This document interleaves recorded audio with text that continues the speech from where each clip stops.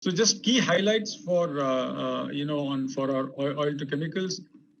The petrochemical demand, especially in that polymer demand, up 34%, polyester up 209% on the back of easing of lockdowns. EBITDA margin expansion we saw this quarter by 250 basis points to now EBITDA margin at about 20% plus for our petchem business, led by strong domestic sales and also the fact that favorable light feed cracking margins. So as you know, ethane prices were pretty stable while naphtha prices were higher. Inventory, just as a data point, our inventory is below pre-COVID levels, and it all tells you about the strong domestic demand in the market. If you recall, in the past, I have talked about 80% of the markets of the sales going into the domestic markets, and how we had reacted very quickly to shift this from 80-20 to 20-80 in April. But now with the strong rebound in domestic sales, we are back to 80-20 with the 80% going into the domestic market. On the refining marketing side, domestic oil product up 11% quarter on quarter. We have seen strong growth in diesel. We have seen strong growth in gasoline, also ATF. However, global refining margins continue to remain weak, particularly mid distillates. We continue to be our margins at our Singapore complex. This quarter our GRM would be about 5.7 versus 6.3 in the previous quarter. But putting all of them put together, still, we see 9% growth in our O2C EBITDA.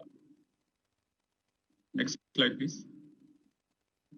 Here, the key point from is the fact that there has been significant retracement of economic activity. Now, 85% of our stores are operational. If you recall, we talked about 50. We are also seeing higher footfalls.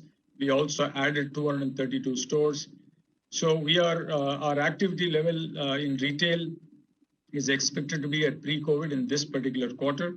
And, with the announcements on fundraise will help us to strengthen our capabilities for on new initiatives. And when you look at the numbers overall, you can see quarter on quarter revenue is up 30%, EBITDA is up 85%. And actually, when you look at revenues year on year, it is actually flat. So it's a very strong performance. Next slide, please. On digital services, key point is, our customer base at in excess of 400 million, which makes us the first operator outside China to have this many subscribers in a single country. We also saw sequential improvement in ARPU at 145 versus 140. We're also seeing strong customer engagement, mobility, FTTH, and wireless traffic is up 20% year on year. And a key highlight is the fact that our quarterly EBITDA crossed $1 billion mark. Yeah, next slide, please. So this slide really captures all the activities that we have done, and I thought this will be of interest. So the fundraise talks about the fundraise in Geo, the RRVL for retail rights issue that we did, and the BP joint venture for fuel marketing. So 250,000 crores was the announced fundraise. If you look at funds received in Geo, other than the Google announcement, all the amounts have been received by 30th September. In retail, of the 37,710 crores, we had received 7,500 in the previous by September, and the balance has already been received. Rights issue, as you know, the balance commitments will happen in the next financial year when you call that. And the BP joint venture, the amounts were received in September. So in short, of the 250,000, 147,000 has been received before September, 30,000 has been received post September, and then, the balance commitment that you see. So this is by far the largest capital raise when you look at it in whatever dimension you want to see it in. This and 146,000 obviously now is reflected in our balance sheet. And what we did was to use it entirely to retire our debt and all the other liabilities that we have. And as I mentioned in the first slide, the benefit of lower interest costs will reflect in subsequent quarters because these monies came in during this quarter.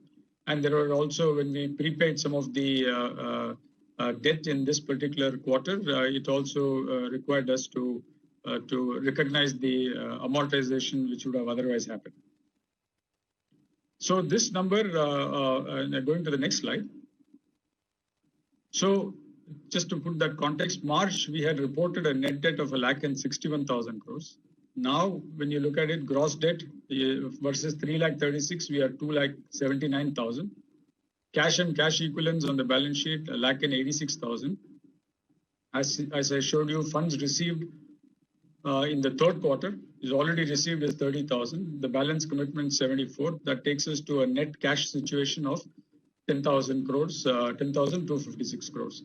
And when you look at the overall growth from a market cap point of view, since March, you have seen more than 100 billion increase in market cap, and which is really more than 2x. It's on the back of the equity raise, of course, the rights issue, the investments by strategic and financial investors, but also the clear articulation of growth plans and the execution that we are in across all our businesses. And as you know, the 200 billion mark, we became the first Indian company to cross this. And now, from a market cap standpoint, we are among the top 50 globally as well as top 10 in Asia. All these activities also means that we make our balance sheet, cast iron balance sheet, I would say, and all this cash really helps us to support our future growth plans.